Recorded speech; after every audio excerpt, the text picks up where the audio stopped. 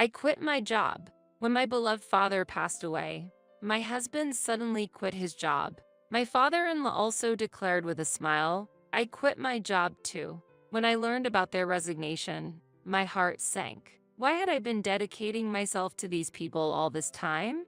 The path I chose, after understanding everything, was the only one. I will get a divorce and move to a different place, I declared. This statement faced fierce opposition from my in-laws.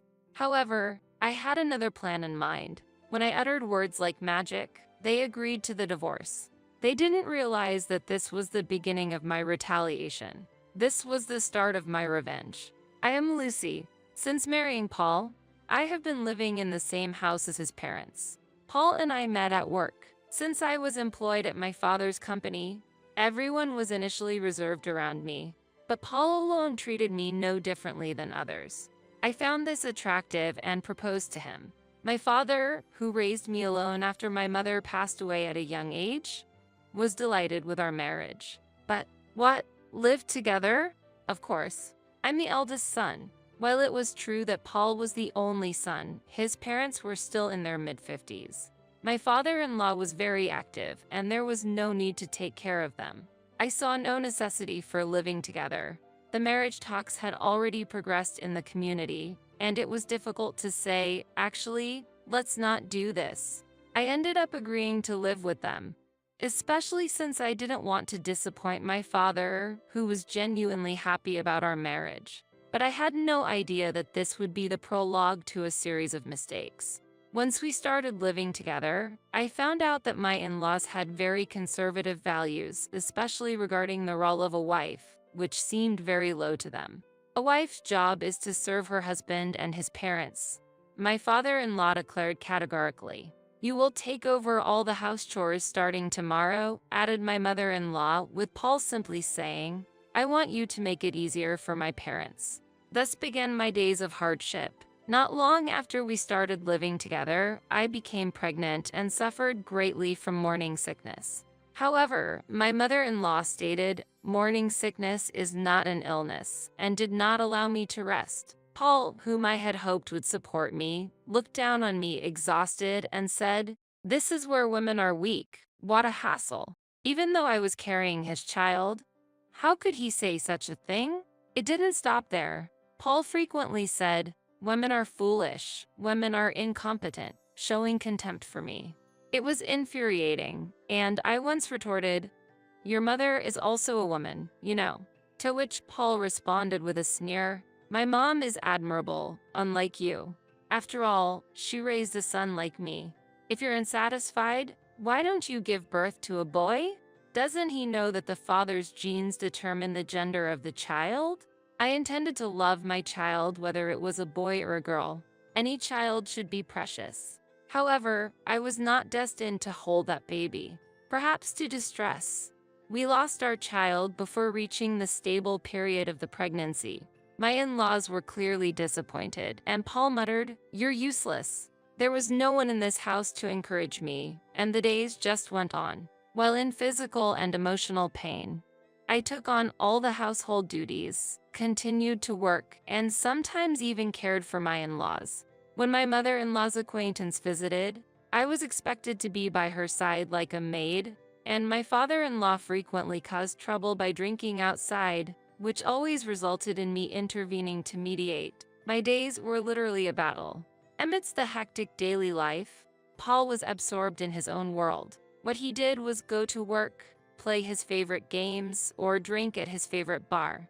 There were many days when he did not return home until morning. After years of such a lifestyle, my body seemed to have reached its limit. At the supermarket, I suddenly lost consciousness. As I fell to the ground, various thoughts raced through my mind. Of all times, now. I was taken to the hospital in an ambulance, and the diagnosis was overwork. As usual, my in-laws did not care about me at all. They were only concerned about their public image and their own interests. Without even showing their faces at the hospital, my mother-in-law scolded me over the phone.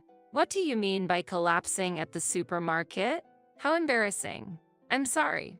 Will you be able to attend the neighborhood association event you said you would handle? I had taken paid leave for today's neighborhood association meeting at my mother-in-law's request, but I hadn't expected it would turn out like this. I never thought she would say such a thing under these circumstances. I'm currently on an IV, so it'll be impossible for me to attend. What? Figure out a way to attend. I have plans to watch a movie with my friends. Just for that. Although I thought so, I didn't have the energy to argue. There was 1 hour left until the IV was finished. If I hurried, I might just make it in time. Understood. When I hung up the phone, my mother-in-law's voice sounded satisfied. An hour later, I rushed home and, after participating in the community meeting, returned to find my father-in-law waiting at the entrance. How late can you be? I was supposed to have you accompany me to the hospital today. Oh yeah, I remembered. We agreed that I would take care of my in-laws' appointments on the day I took paid leave. I'm sorry, but please take a taxi today. I was so exhausted that I just wanted to sleep. Hey, didn't you promise to take me too? Paul appeared, saying that. I remembered him mentioning a drinking party with friends tonight. It seemed he had taken half a day off and returned home. If that was the case, I would have preferred him to take his father. I'm not in a condition to drive today. Paul responded with a laugh to my feeble statement. You should be energetic since you've had an IV.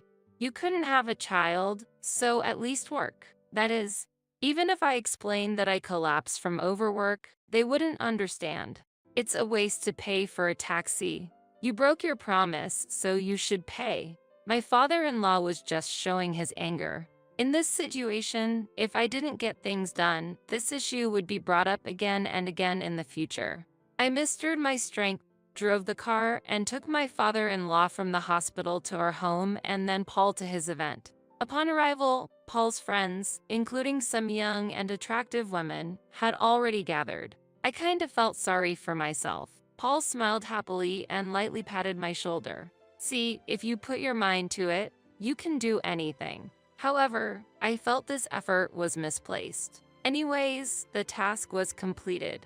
I lost the energy to respond to Paul and was about to start the car when I heard a voice from outside. Hey, she's ugly, right? She's more of a housekeeper than a woman.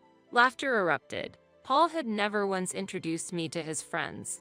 The wedding had been postponed due to pregnancy and remained so. I never imagined I would be treated this way while I was unwell and without makeup. Tears overflowed with sadness and anger. When I returned home, my mother-in-law's discarded clothes were scattered on the floor. Laundry was overflowing, and the sink was full of dishes. No one in this house ever did house chores, even at times like this. With a sense of despair, I went straight to bed. It seems I fell asleep without realizing it. When I woke up, it was the middle of the night, and I could hear cheerful voices somewhere in the house. Quietly leaving the room, I moved toward the voices. The voice belonged to a drunken Paul, who was talking to someone on the phone. If I had met you, Mary, first, I wouldn't have married that ugly woman. Hey, let's meet up again, okay? From the conversation, it sounded like the two had a close relationship. Thinking about it, there were young women around Paul. I never thought it would be possible, but I was shocked. I know I'm not a world-class beauty, but I always took care of my appearance when going out. I've been serious about my work and household duties. To keep my father from worrying, I've always maintained a smile at work without complaining. I've put effort into my work at home and met my in-laws' demands without ever voicing any complaints. Even when I collapsed from overwork, I never blamed anyone. Yet, don't worry, I plan to leave her sooner or later. That single phrase pierced through my heart as I left the room. Returning to bed, I shed silent tears. I no longer knew how much effort would have been enough. I have never experienced such pain and sadness. With this in mind, I faced the next morning, but more bad news awaited. What? No way. Early in the morning, I received a call from Mr. Reed, a close business associate of my father. Having known him since I was a child, he was like an uncle to me. Please stay calm. The president, your father, has passed away in an accident. I stood frozen, unable to do anything. Sensing something was wrong, Paul took the phone from me and heard the news of my father's death. He immediately took action, rushing me to the hospital. I hardly remember what happened afterward. Seeing my father's face, I had to accept reality, but my emotions couldn't keep up. After the funeral, a lawyer visited and informed me, the only daughter, that I had inherited $2 million and a high-rise apartment from him. Honestly, I would have preferred my father to be alive rather than to have that wealth. Returning to my family home, I sorted through my father's belongings, and his longtime colleagues visited, offering words of encouragement. If you ever need anything, don't hesitate to ask. You're like our own daughter. Having frequently visited my father's workplace since I was young and without a mother, they treated me like family. Thank you. That was all I could say with a trembling voice. Among my father's belongings, I found a diary. Most of the pages were blank, reflecting my busy father's character, with only brief notes written down. However, there was one date detailed in the diary. It was the day I got married. Lucy leaves home to start a new life. There, my father's warm compassion was expressed. At the end of the entry, his deep wishes for my future were inscribed. I hope she finds happiness and always has a smile on her face. This is my only wish. I could feel the coldness in my heart gradually warming up. I wanted to cherish my family like my father did and build a warm home. I resolved to have a serious talk with Paul again. I was confident that everything would go well. With my father's diary in hand, when I returned to my in-laws' house, what greeted me after a long absence was an unbelievable statement. I quit my job. Paul said this with a smile as if nothing was wrong. What? I was shocked and stunned, speechless. My father-in-law also declared with a smile, I quit my job too. Why would you do such a thing? As I looked back and forth at their faces, not understanding, my mother-in-law appeared with a cake. Today is a celebration. A celebration of what? I was still in mourning, and it wasn't a situation to celebrate. Of course, it's to celebrate your father's passing. Confused and bewildered, Paul explained further. Have you ever thought about why I married someone plain as you? It was all for your father's wealth. It ended quicker than I thought. Paul and my father-in-law were joyfully eating cake. It felt like the world was gradually losing its color. Until now, I believed there was happiness even amidst difficulties. I was so wrong. From the very beginning, they were after my father's assets. Though you're an incompetent wife who can't bear children, we decided to keep you here for your father's assets. My mother-in-law's arrogant words made me sick. You're old now, and you would be hopeless if you were thrown out, right? So, we're keeping you in the house, Paul declared without looking at me. In return, make sure you take care of the house. My father-in-law repeated the demand. My hand holding the diary was trembling. That's enough. Leaving those words behind, I ran away from my in-laws' house. Once outside, my phone rang. Hello. I couldn't hold back my tears and confided everything to the person on the phone. Okay, I'm glad I prepared everything. After listening to everything, the person on the other end responded. 3 days later, I returned to my in-laws' house again. In my hand was a divorce paper. When I presented the divorce papers to Paul, his face contorted. What are you talking about? I can't accept our divorce. Of course, his reluctance wasn't out of love for me, but because he would lose the assets if I were gone. You have no choice. I already know about your affair. When I presented several photos, Paul was at a loss for words. The photos showed Paul being intimate with Mary. What an ungrateful woman.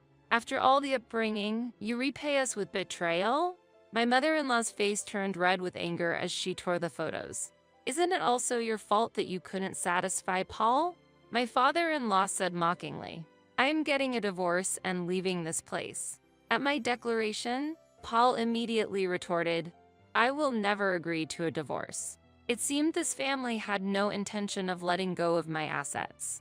I had anticipated as much. If you transfer the high-rise apartment to me, I might reconsider, Paul said with a smirk. I was astonished by his audacity. Since we're family, it's only natural for you to give up the high-rise apartment. If I can get that, I'll agree to the divorce. However, I had already known a fact that allowed me to accept their proposal. Paul and my in-laws were astonished by the unprecedented terms. Fine, I'll agree. Not long after, our divorce was finalized. Excited, perhaps, Paul and my in-laws immediately started preparing to move, and the next day, they moved into the high-rise apartment themselves. They all had plenty of time since none were employed. It seems they wanted to act quickly before I could change my mind. After selling their house, they embarked on a new life in the new residence. However, the next day, I received a frantic, angry call from Paul. "What were you thinking when you gave us this high-rise apartment? What's wrong?" I responded calmly. Paul's shout echoed in my ear. When I went to greet the neighbors, the vice president was there. "Oh yeah, that's right. Not just that, but the executive director lives on the opposite side of our room.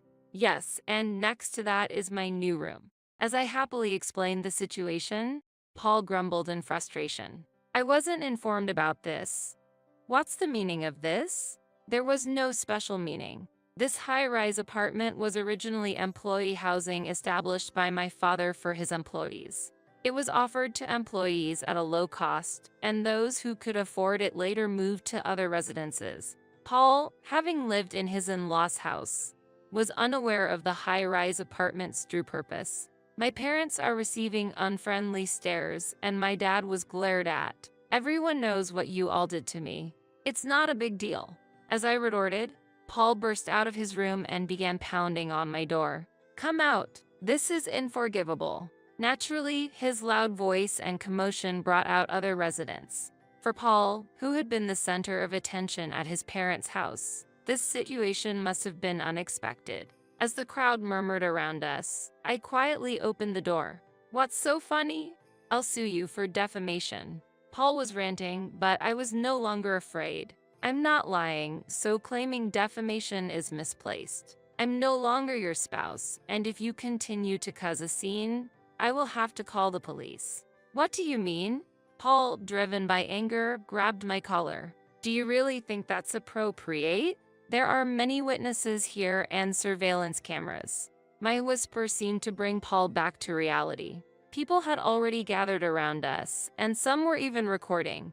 Upon releasing me hastily, Paul quickly explained to the surrounding people, "There is no problem." After the people had left, I told him, "Since I've transferred the high-rise apartment to you, make sure to pay all related expenses, okay?" The rent for this high-rise apartment was very low. The rental income was almost the same as the maintenance costs, including property tax and insurance. The compensation for the affair will be covered by 10 years' worth of rent. And after deducting my share of the rent, the calculation turned out slightly negative. That's unfair. This way, I also avoided the hassle of demanding compensation. 3 months later, Paul and his parents visited my residence again. "Please, help us." Even after the divorce, Paul thought owning the high-rise apartment would easily generate income, but reality was different. The costs and hassle to manage and maintain the building turned out to be higher than the rental income. For him, who had dreamed of semi-retirement, the unexpected difficulties of managing costs and all the hassle around, along with the responsibilities of being the owner of the high-rise apartment, were overwhelming. Every day, there were problems somewhere in the building, and consultations or complaints from residents were endless. They managed to get by for a few months with the rent. But with the property tax payment approaching, they seemed to have hit a financial dead end. Not just financial worries, but the mental pressure was immense. His parents also looked significantly aged, suffering from social stress. We are glared at wherever we go, sometimes confronted with complaints. There's no escape. My father-in-law shared his heavy feelings. We expected to live comfortably, but now without money, overwhelmed by household chores. "I want to return to our previous life." My mother-in-law looked at me with teary eyes. What are they thinking? If they wanted to maintain their previous lifestyle, they should have made efforts toward that. It was too late to say such things now, and I had no intention of returning to those painful days. "Then, I'll buy it back from you." Using the high-rise apartment as bait to facilitate the divorce was the plan, and ultimately, the goal was to reclaim the high-rise apartment from them at virtually no cost. The person who contacted me back then was Mr. Reed, my father's right-hand man. For about 10 years since my marriage, I had never complained to my father. Yet, he seemed to have noticed the changes in me at some point. At my father's request, Mr. Reed investigated my in-laws situation and even captured photo evidence of Paul's infidelity. He had been watching over me as I struggled, ready to offer full support whenever I sent an SOS. Paul's quitting his job was triggered by my father's misfortune. But Mr. Reed seemed to have anticipated that time would come. Thus, acting according to plan, after imposing social penalties with the help of former colleagues, it was time to impose financial penalties for Paul and his family.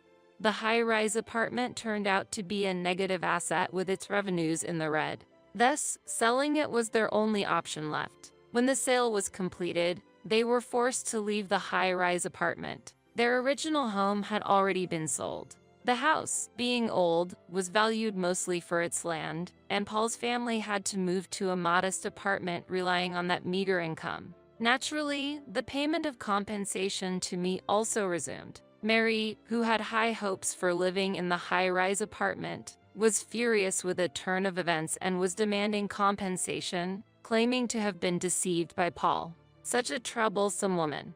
Moreover, Paul has accepted her demands and still seems to want to mend their relationship. Truly foolish. In this situation, being unemployed was not an option, and Paul and my father-in-law began job hunting, but their high expectations have left them unemployed. My mother-in-law managed to find a part-time job, but her slow pace at work, due to years of being a housewife, meant she was being strictly managed by a supervisor close to my age. This was indeed poetic justice. There was only one instance when Paul came asking for money. Of course, he asked if he could delay the compensation payments. If you can't find a job, I can introduce you to one that's perfect for you. The job I had prepared for them was in cleaning services. It's tough but pays well. The harder the job, the better the salary. I whispered to a hesitant Paul, "If you take it seriously, you can do anything." I returned to him the same words he once used to mock me. Now, Paul and my father-in-law are engaged in that job. Cleaning work is said to have a purifying effect on the soul, so I think it's perfect for them. I continue to work at my father's company. Now, as the president's daughter, I am not given any special treatment but feel established as a member of the company. I feel this is the result of my years of hard work. Currently, the high-rise apartment is still used as company housing, and I receive words of gratitude from many people. That gratitude is my greatest joy. I plan to continue living in a way that brings joy to others. After all, that is the key to happiness my father taught me.